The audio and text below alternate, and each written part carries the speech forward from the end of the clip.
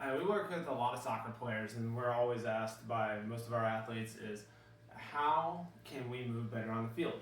Hey, I'm stiff. I don't feel like I'm able to cut as well. And one of the big parts of this that's really easy to work on is mobility. And it's something that we ask a lot of our soccer athletes to work on every single day, or at least every night, especially after tough games.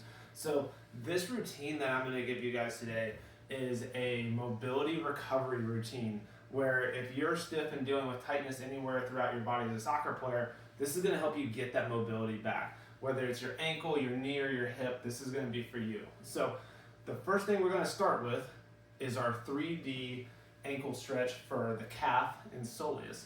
So what we're going to do is you're going to find a wall, and you're going to go 1 foot forward, 1 foot back. The back knee is straight, and you're going to work on stretching that calf out, going in and out of this stretch. For all these stretches, if you're having pain or severe stiffness, a 20-second hold will do really well to help you ease into the stretch. But if you're just looking as a way to warm up for an activity or to cool down after a game, 3-second holds going in and out is ideal, and doing about 10 of those. So for this, we're going forward and back.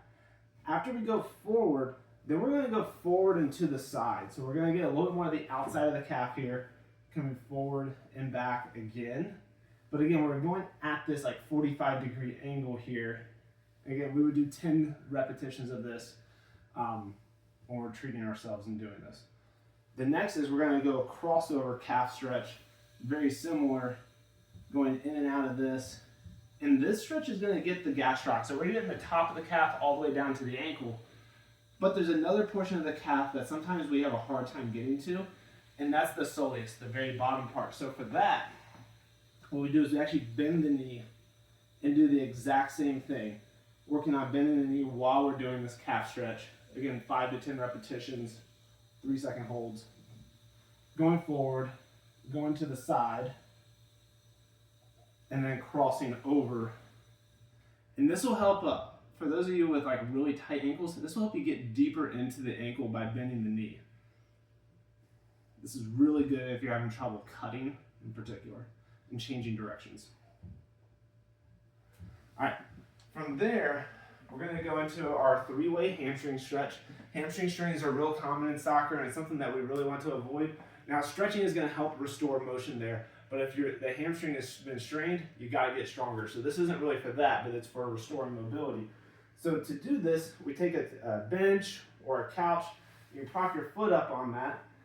This knee is going to be straight. We're going to lean forward, reaching into the toes, trying to get that nice long hamstring stretch here, and you're coming in and out of it. Again, 10 repetitions, 3-second holds. If you're not having pain and you're just trying to loosen up a little bit, if you're having a lot of pain, sinking in, holding for 20 seconds is ideal.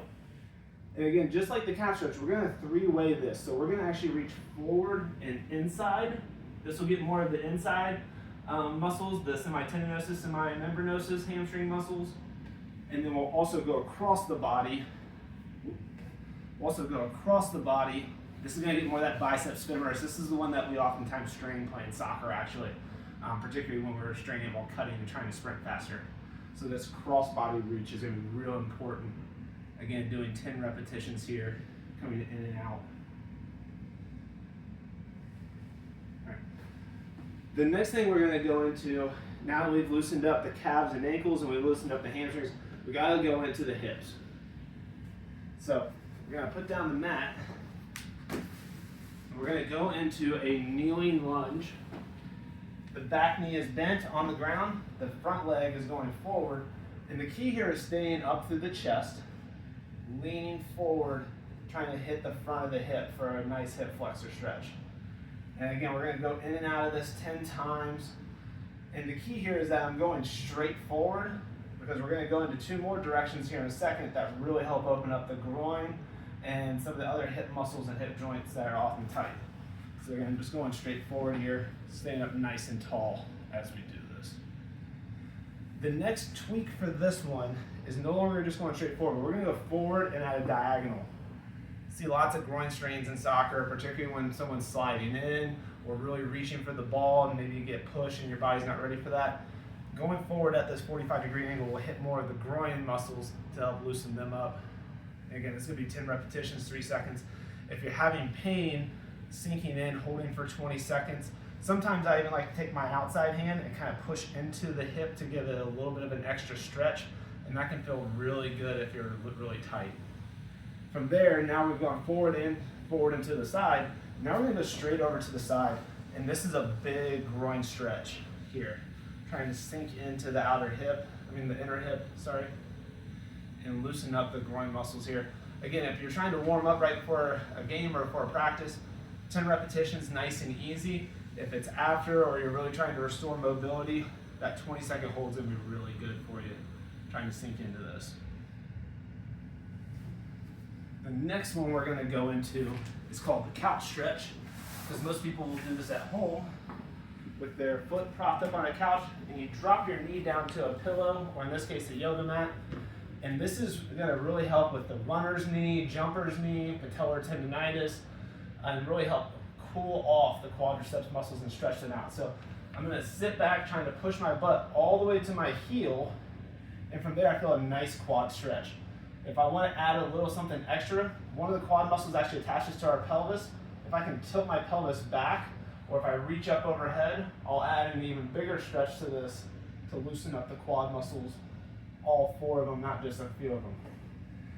From there, you can always add in a little bit of rotation from side to side, particularly if different parts of your quads are tight. If you're feeling cramped on like the outside or the inside, these little rotational reaches can add a little bit more to really get that full stretch that you're looking for. Good. So the next one we're going to get into is called our 90-90 hip stretch.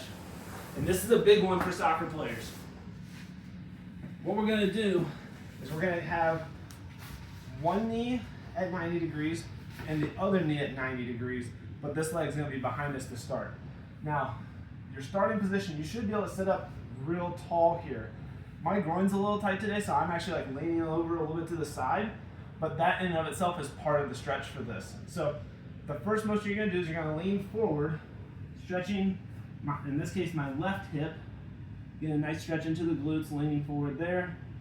Then you come up nice and tall, and then we're going to rotate. We're going to switch and go into the other side now.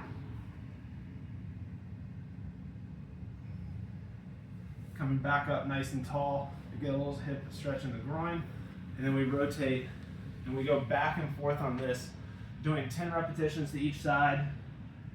Again, if you're pretty mobile and you're moving pretty well, just do 3 seconds. Just trying to get some blood flow in there. For those of you who feel a really deep stretch with this, or you're really tight, taking your time, you can do 20-second holds and really try to get that deeper stretch. The goal for this should be to bring your chest down all the way to the knee and then come up really tight. So like in this case, like my glutes are actually mobile, but my groin is really tight today as I'm doing this. So our next stretch while we're here is going to be the scorpions and iron crosses. And I like doing both of these. These are phenomenal for soccer players for opening up the hips. So that way we stretch not just the hips and the knees and the ankles, but we actually stretch our back a lot. We see quite a bit of back pain with soccer. So you're gonna lie down on your back, feet are out, forward, and you're trying to bring your foot to your hand on the opposite side. So you're gonna get a little bit of hamstring stretch. You're also gonna open up the spine. If you can do this and keep your arms flat, you're going to get a really good stretch even through the rib cage here. Again, this is one where we're going side to side 10 times, back and forth. Trying to bring your foot all the way up to your hand. So this stretches like this posterior lateral fascia. Now we got to go more on the anterior side and hit the front of the body. With this, we're going into what's called the scorpions. Here. And we're taking that foot to opposite hand.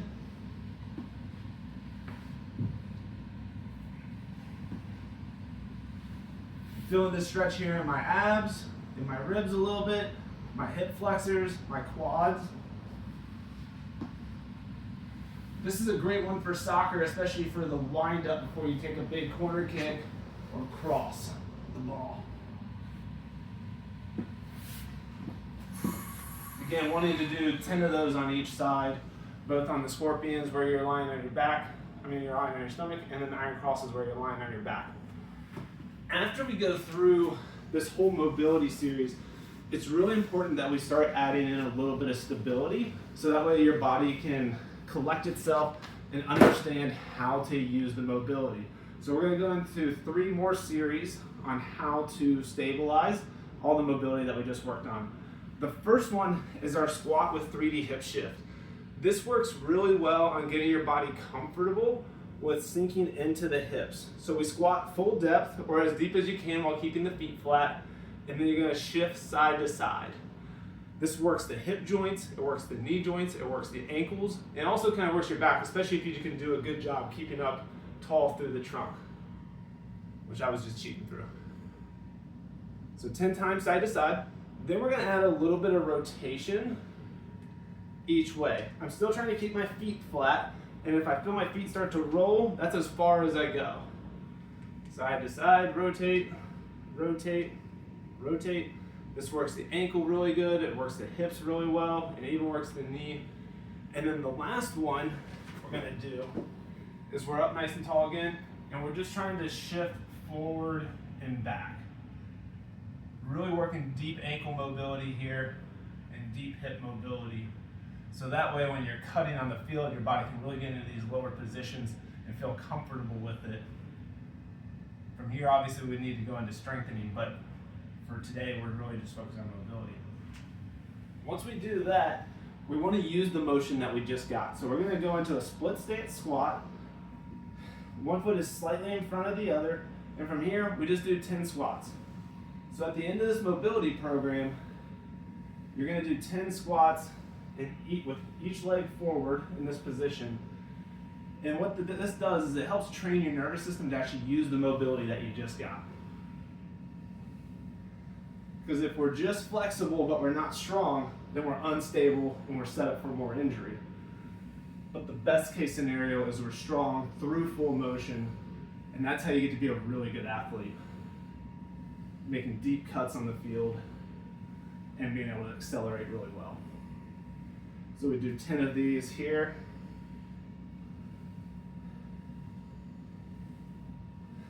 And then the last part of this series is one that I really like my soccer players to use a ball with. And we call this our balance reach with a ball roll matrix. What we're going to do is you're going to roll that ball forward as far as you can, using that ankle mobility, bending the knee, bending the hip, doing 5 of those forward on each leg. Then we go back, trying to sink in, reaching all the way if you can. I almost lost my balance there. Working hamstring and glute with this one. Then we're going to go to the side, trying to stabilize the groin a little bit here, using the motion that we just got. Next, we're going across, using that outer hip. This is what I felt a little bit with that 90-90 hip stretch. And then the last one, the last 2, rotation. Again, we're opening up here, so this is going to use the groin a little bit more. Doing 5 of those.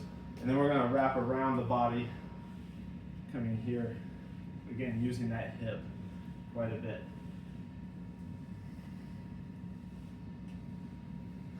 This whole series of exercises is going to be really powerful for giving you full motion in all the ways that you need it as a soccer player. And then finishing up that mobility routine with this ball roll matrix is a great way to stabilize all that motion so that way your body will actually collectively use it on the field. I recommend doing this anywhere from 3 to 7 days a week. It's a great one to do after you've had a hard practice and your body needs a little bit extra blood flow to help heal and recover. When you're doing these, do not push through pain, but go up until you feel that painful or minor stretch. You don't want to be dealing with sharp pain while you're doing this. A little bit achiness is okay. If you are dealing with an injury and you go and do these and you start feeling that sharp pain, that's where we tend to have our athletes back out, because sharp pain typically tells us that we're actually straining rather than training. and we want to make sure you're training the right way. So if you are dealing with any pain, make sure you reach out to us, and we'd love to help you out with figuring out a plan to treat that. But this series right here is going to really help you as a soccer player get the most out of your body mobility wise.